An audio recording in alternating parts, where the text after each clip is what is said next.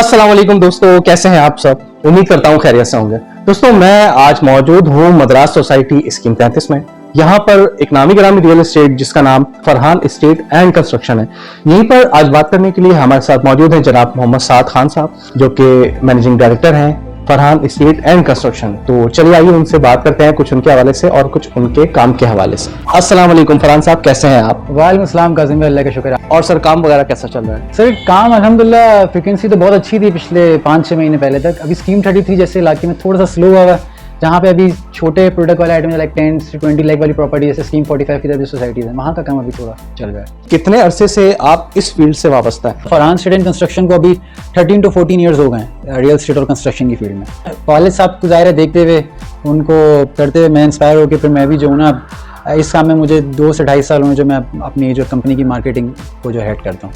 यहाँ की मार्केट दीगर इलाकों की निस्बत कैसी है। यहाँ पे एप्रिसिएशन का जो रेशो रहा है पिछले 5 to 6 ईयर्स में वो काफ़ी रहा है। उसकी वजह ये है कि लोगों ने जो है ना स्कीम 33 की तरफ मूव करना जो है वो तरजीह दी उसको। यहाँ पर बिजली, पानी, गैस और सीवरेज जैसे मसाइल मौजूद हैं। जिस सेक्टर में हम बैठे हैं अभी मद्रास कॉर्पोरेट हाउसिंग सोसाइटी जहाँ हमारा ऑफिस अभी लोकेटेड है, वहाँ पे तो अल्हम्दुलिल्लाह सब चीज़ें एमिनिटीज़ मौजूद हैं।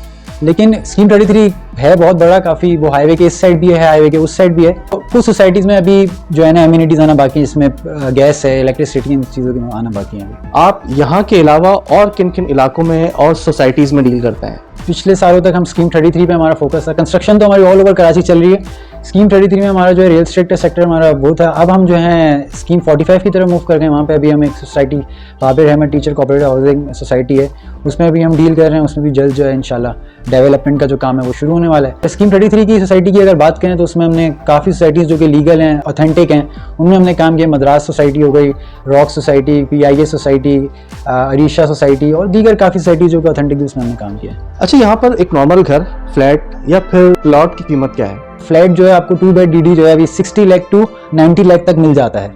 अच्छी लोकेशन में थोड़ा ज़्यादा महंगा है, पीछे की तरफ जाएं तो थोड़ा सा कम में आपको मिल जाता है। प्लॉट की भी इसी तरह है। शुरू की सोसाइटीज़ में जहाँ पे एमिनिटीज़, मैंने पहले बताया कि जो शुरू की सोसाइटीज़ एमिनिटीज़ हैं, जहाँ पे जैसे मद्रास सोसाइटी हो गई, टीचर सोसाइटी, इन जैसी सोसाइटीज़ में प्लॉट की बनस्बत हाई है और थोड़ा सा हम पीछे जाएँ तो थोड़ा सा हमें कीमत में कम देखने मिलती है। ऑनलाइन प्रॉपर्टी पोर्टल्स के आने से आपके काम में कितनी तेज़ी देखने में आई। हर सेक्टर जो है वो डिजिटलाइजेशन की तरफ जा रहा है। तो इसी तरह रियल एस्टेट में जो प्रॉपर्टी पोर्टल्स हैं उनके आने के बाद जो है हमें भी काफ़ी बेनिफिट हुआ है और ओवरऑल मार्केट को भी काफ़ी बेनिफिट हुआ। कुछ डिसएडवांटेजेस हैं कि जो है एक प्रॉपर्टी काफ़ी लोगों ने डाली हुई है और उसमें जो है क्लैश हो जाता है, लेकिन उसके अलावा जो एडवांटेज हैं वो ज़्यादा मिले हैं रियल एस्टेट वालों को। क्या मटेरियल की कॉस्ट बढ़ने से पुराने घरों की कीमतें बढ़नी चाहिए या वही रहनी चाहिए। मटेरियल काफ़ी डबल ही हो गया तकरीबन, तो इसलिए अब प्राइसेस इसलिए हाई हो रही है कि जाहिर है जब उसने घर बेचेगा तो सामने एक नया घर भी लेगा, उसको कंस्ट्रक्ट करने में भी फिर जो अब उसको कंस्ट्रक्शन कॉस्ट आ रही है वो उसको कैलकुलेट करेगा। घर बेचता तो जाहिर है प्लॉट की एप्रिसिएशन भी होती है, तो फिर वो इस हिसाब से जो है ना प्लॉट की कीमत ऑटोमेटिकली घर की हाई हो जाती है। प्रॉपर्टी में लेन देन करते वक्त रियल एस्टेट एजेंट को बहुत ज़्यादा मसले मसाइल पेश आते हैं, खुसूसन लीज, सब लीज, डॉक्यूमेंटेशन वगैरह के हवाले से, तो इस पर आप क्या कहना चाहेंगे। काम तो हो ही जाते हैं अगर आप स्पीडी मनी को इस्तेमाल करें, ठीक है ना, जो कि हमारे डिपार्टमेंट में अगर हम स्पीडी मनी को इस्तेमाल करें तो काम हो जाते हैं। थोड़े बहुत जो इश्यूज आते हैं हमें वो ये हैं कि हमारा काम कभी थोड़ा स्लो हो जाता है, कभी जैसे मैप का अप्रूवल में मसला आ गया या हमारे को लीज में थोड़ा डिले हो गया, तो इस इश्यूज को हमें थोड़ा देखना पड़ता है। एक मकान, फ्लैट या फिर प्लॉट लेते वक्त एक आम आदमी को किन बातों का ख्याल रखना चाहिए।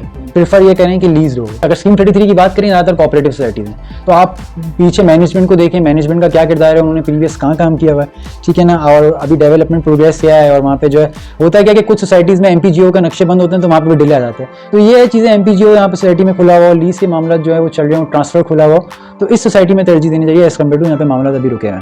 अच्छा, अगर कोई पार्टी सौदा कैंसिल कर देती है या फिर फोरफिट हो जाती है, तो ऐसी सूरत में आप उसके टोकन अमाउंट का क्या करते हैं। फरहान एस्टेट कंस्ट्रक्शन की तो यही रिवायत रही है कि हम कोशिश करते हैं कि कोई भी जो ऐसी डील है वो हम कुछ निगोशिएट करके उसको कर लें, लेकिन अगर खुदा खास्ता अगर कोई क्लैश आ रहा है, कुछ बात नहीं बन रही है, तो फिर हमारा यही रिवायत रही है। हमने अपने भी हमारा कमर्शियल प्रोजेक्ट था मद्रास में, तो उसमें भी ऐसे ही हुआ था कि कोई पार्टी पेमेंट नहीं कर पाई तो हमने उसको बल्कि पेमेंट दे दी थी और इजाफी दे दी थी क्योंकि वहाँ पे एप्रिसिएशन हो गई थी उस फ्लैट की। कभी ऐसा भी हुआ है कि एक ही मकान के 2 खरीदार हों और दोनों ही बजट हों कि यार यही वाला मकान हमें चाहिए, तो ऐसी सूरत में आप क्या करते हैं। जब ऐसी सिचुएशन क्रिएट होती है तो हम फिर उसको प्रेफर करते हैं जिसका जो है ना पेमेंट टाइम जो है वो लेस हो as compare to other party.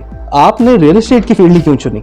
मेरे वालिद साहब को रियल एस्टेट और कंस्ट्रक्शन के सेक्टर में 13 to 14 ईयर्स हो गए और माशाल्लाह अब वो अपनी हाउसिंग सोसाइटीज़ हैं और दूसरे कमर्शियल प्रोजेक्ट्स बन रहे हैं। तो अब मेरा आने का मकसद ये था इसमें कि हम एक चीज़ में लैक कर रहे थे, वो थोड़ी सी मार्केटिंग थी तो हाँ, मैंने अब जो इसमें ज़ाहिर वाले साहब को भी देखते हुए और रियल स्टेट कराची में तो वैसे ही आपको पता है कितना ग्रो हुआ है, तो उसको देखते हुए उसकी कमी को महसूस करते हुए मैंने इधर आना इसलिए जो है ना प्रेफर किया। रियल एस्टेट की फील्ड में एक ब्रोकर का किरदार कितना अहम है? रियल स्टेट में अक्सर जो है ना, अक्सर परसेंटेज जो आवाम है वो ट्रस्ट करके ही सामने वाले बंदे से ले रही है। अगर कोई काजिम भाई के पास आया तो उसको पता है यार ये भरोसा ही मुझे सही चीज़ देगा, बेस्ट ऑप्शन देगा, तो ब्रोकर को चाहिए कि वो बेस्ट ऑप्शन दे, ना कि ये प्रेफर करे कि उसमें उसको कहाँ ज़्यादा रिबेट या कमीशन मिल रहा है। आबाद एसोसिएशन इस वक्त कराची में क्या फ़ाल किरदार अदा कर रही है? कराची के जो बिल्डर्स हैं उनको काफ़ी जो है ना चीज़ें, बहुत प्रॉब्लम्स देखने को पड़ती हैं, चाहे वो डिपार्टमेंटल हों, चाहे वो ऊपर सतह के जो है प्रॉब्लम्स हैं। फरहान स्टेट एंड कंस्ट्रक्शन खुद भी आबाद से एसोसिएट है।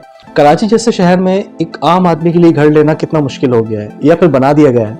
रियल एस्टेट के मामले में सिर्फ ये नहीं है कि प्लॉट की एप्रिसिएशन हो रही है या फिर कंस्ट्रक्शन कॉस्ट बहुत मैटर करती है। वो घर बना, अब कंस्ट्रक्शन कॉस्ट ही आपकी डबल है, आपकी इन्फ्लेशन है, तो इन्फ्लेशन फिर रियल एस्टेट को भी हिट करती है, सेक्टर को, कंस्ट्रक्शन सेक्टर को भी हिट करती है। तो इसलिए अब आम जो एक फैमिलीज हैं उनके लिए जो है ना अब काफ़ी मुश्किल हो गई, या तो वो लोन्स पे जा रहे हैं ज़्यादातर, या तो वो कवर अप नहीं करते, तो वो फ्लैट पे कॉम्प्रोमाइज़ करते हैं काफ़ी। आने वाले वक्तों में प्रॉपर्टी काम का क्या मुस्तकबिल नजर आता है? कराची तो समझ लें वो शहर है जहाँ पे मिनिमम 2.5 लाख की जो है ना हमें घरों की नीड है। इतनी यहाँ पे पॉपुलेशन ग्रो हो रही है और इतनी हमें नीड और डिमांड, और नीड का पूरी होगी जाहिर है जब फिजिबिलिटीज होंगी। रियल एस्टेट का सेक्टर इसलिए फ्यूचर ब्राइट है कराची में खास तौर पे कि जाहिर है ये एक साइकी है रियल एस्टेट की, जिस शहर में पॉपुलेशन ग्रो होती है उस शहर में डिमांड ऑफ लैंड ग्रो होती है, जब डिमांड ऑफ लैंड ग्रो होती है तो फिर रियल एस्टेट की प्राइस भी जो है ना वो ग्रो होती है। इतनी मसरूफियात के बावजूद फैमिली के लिए वक्त निकालना कितना मुश्किल हो जाता है? हम तो फिर चलें बिजनेस ओरिएंटेड लोग हैं, तो हमें होता है कि हम कोशिश करते हैं कि हम एक दिन जो है फैमिली को दें जिसमें हम काम को साइड, क्योंकि रियल एस्टेट ऐसा है कि इसमें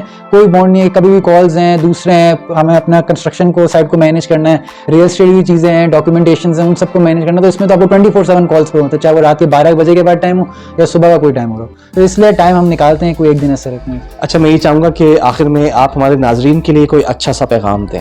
छोटी इन्वेस्टमेंट है या आपके पास कैपिटल ज़्यादा है तो उन जगहों ये ना देखें कि अभी जो है यहाँ पे काम हो रहा है नहीं हो रहा, फ्यूचर जो लोकेशन है ना वो बहुत मैटर करती है। अगर आपके पास बड़ा कैपिटल है तो आप एक रनिंग विसिनिटी में तो आप करते हो ट्रेडिंग, लेकिन आपके पास छोटा कैपिटल है तो आपके पास ये ऑप्शंस मौजूद हैं कि आप जो है उन सोसाइटी की तरफ जाओ जहाँ पे अभी फ्यूचर लोकेशन पे, जहाँ पे आबादी में आने में 4 to 5 ईयर्स है, फिर इंशाल्लाह आहिस्ता आहिस्ता आपको वहाँ पे एप्रिसिएशन देखने को मिलता है। मैं जनाब साद खान साहब का इंतहाई शुक्रगुजार हूँ कि उन्होंने अपना कीमती वक्त हमें दिया। अगर आपको ये वीडियो पसंद आई हो तो इसको ज़रूर लाइक करें, शेयर करें और हमारे चैनल को ज़रूर सब्सक्राइब करें। साथ ही आप हमें फेसबुक पर फॉलो करना ना भूलें। कमेंट सेक्शन में अपनी राय से ज़रूर आगाह करें।